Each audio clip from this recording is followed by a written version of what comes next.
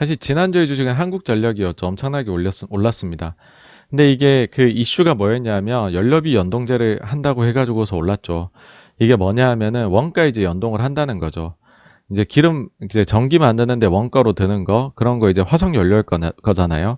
그 가격 올라가면 이제 전기료도 올라가고, 그게 내려가면 전기료도 내려간다는 거죠. 어, 이제, 근데 실제로는 보시면은,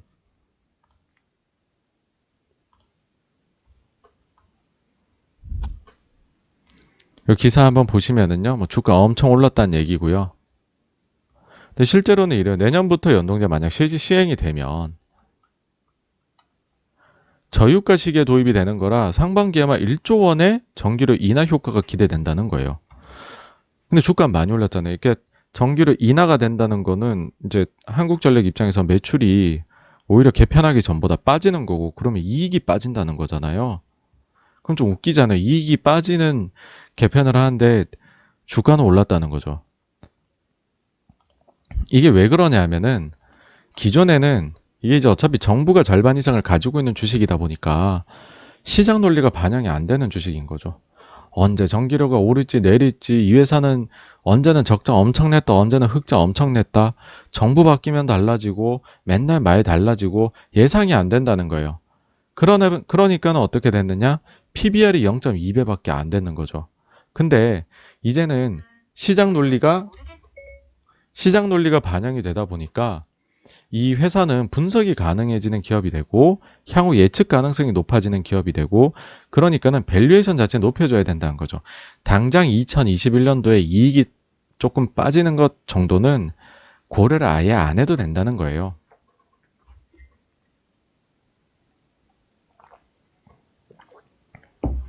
네, 임경애님 감사합니다. 그래서 이제 이런 논리를 가지고 지금 주가가 오르고 있는 거다인 거고요.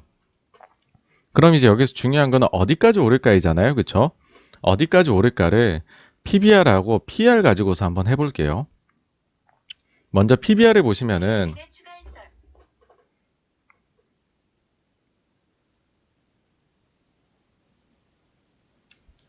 먼저 이제 PBR 요인 가지고 보시면은요. 이제 비슷하게 이제 공공기관 맞나요? 하여튼 이제 정부가 50% 가지고 있는 이상 한국가스공사를 보시면은 이 연동제가 98년부터 적용이 되어서 이제 진행되어 오고 있습니다. 그래서 전통적으로 보시면 가스공사의 PBR이, 역사적 PBR이 한국전력의 PBR보다 높아요. 그러면은 이제 지금 딱 바로 생각할 수 있는 게 그거죠. 한국전력도 이제 가스공사처럼 하니까 가스공사 PBR까지 올라가면 되겠네, 입니다.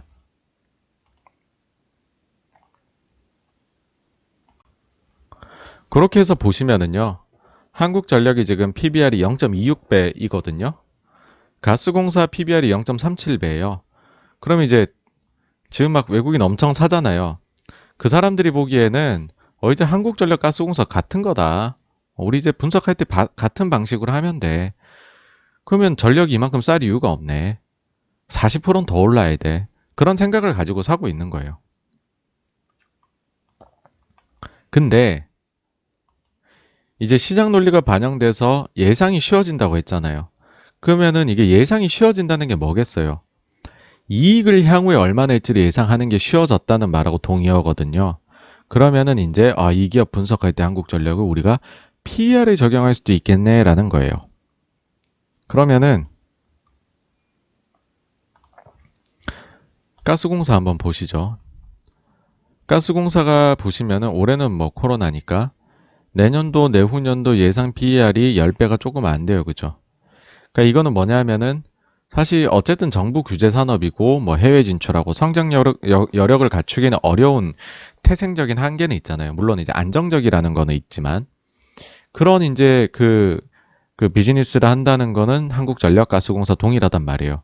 근데 가스공사가 10배 이상으로 그렇게 막 프리미엄을 받는 주식은 아니다라고 하면 한국전력도 이와 크게 다를 바 없는 PER을 적용받지 않겠느냐라고 보일 수 있는 거고, 그렇게 보면 이제 내년도, 이게 지금 이제 내년도에 인하되는 거가 아직까지 반영되지 않은 컨센이기는 한데 10배 이상으로 지금 전력이 나와 있잖아요. 11배, 12배 뭐 정도 수준으로 돼 있으니까 PER만 놓고 봤었을 때는 뭐 연동제에서 오케이. 그래서 결국에는 이익 가시성이 높아진다는 거 아니야. 근데 이익을 봤더니 뭐야 가스공사보다 비싸네? 라고 하게 되면 PER로는 매력이 없는 거죠, 지금. 그래서 이럴 때는 제일 좀 편하게 하는 거는요. 이 두 개를 믹스를 하는 겁니다. 이걸로 봐서는 40% 오를 것 같고 이걸로 봐서는 오를 게 없어 보이면 이 두 개 합치면은 여기서 적당히 그 정도 중간 정도 수준의 업사이드가 주식으로는 있을 수 있겠다. 뭐 그 정도 기준을 가지고 매매를 하면 되겠다. 그렇게 보시면 될 것 같습니다. 좀 더 먼 미래를 바라보자면은요. 그 한국전력의 경우에 이번에 연동제 도입으로 인해서 분명히 진일보했습니다. 기업으로서. 근데 어쨌든 이게 전력산업이 규제산업이라는 한계는 분명하다는 거를 다시 한번 알아야 된다는 거죠. 어떤 얘기냐 하면은 전력산업, 이 엄청난 헤게모니를 정부가 절대로 놓고 싶지 않을 겁니다. 이걸 어떤 면으로도 쓸 수 있냐 하면은요, 가령 조금 인기를 얻기 위한 방편으로 갑자기 전기료 좀 인하해 줄 수도 있잖아요. 특별히. 여름에 너무 덥네요. 그러면 제가 뭐 30%씩 깎아 드릴게요. 그런 정책적으로 내가 쓸 수 있는 카드란 말이에요. 특히나 여기에 뭐 대표나 이런 사람들은 다 정부 쪽, 친정부 쪽 인사들이 내려가는데 얼마나 그런 거를 하기가 쉬운 자리겠어요. 근데 그걸 포기하고 완전히 100% 시장 논리에다가 맡긴다? 저는 향후에도 그럴 정부는 우리나라에서 탄생하기 어렵다라고 생각을 합니다. 마찬가지로요, 가스공사도 보시면은 지금 연동제 하고 있다라고 하지만은 저게 안 될 때들이 있어요. 갑자기 좀 상황이 증시가 안 좋거나 해버리면은요, 정부가 저기에 맞춰가지고 돈을 줘야 되는 돈을 안 줍니다. 이게 무슨 말이냐면은요.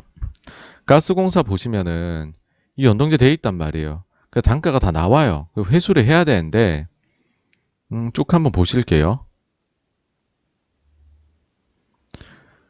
자, 원래 가스공사는 2개월에 한번 이제 한번 산정을 한대요. 정부와 협의해서 결정하는 방식이라고 합니다. 근데 이게 미래 가격을 미리 결정하는 거니까는 좀 예측치가 사용돼서 좀 가격이 서로 다르게 나와요. 그럴 때가 있다는 거죠. 그러다 보면은 요 가격 차이만큼을 내가 못 받게 되면 이 미수금이 발생을 해요. 가스공사는. 이렇게 쌓인 미수금에 대해서 1년에 한번 정부하고 손익 정산을 합니다. 근데 이제 금융위기 때 그 차이핑이 미룬 거죠. 이제 상황이 안 좋으니까는. 그래가지고서요. 그때 당시 보시면 5조 이상 쌓였었어요.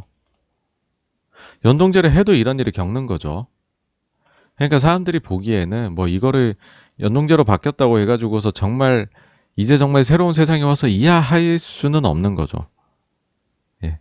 분명히 정부가 헤게모니를 쥐고 있는 규제산업이라는 한계는 있다. 그래서 이거는 명심하고서 한국전력 보셨으면 좋겠다는 생각입니다.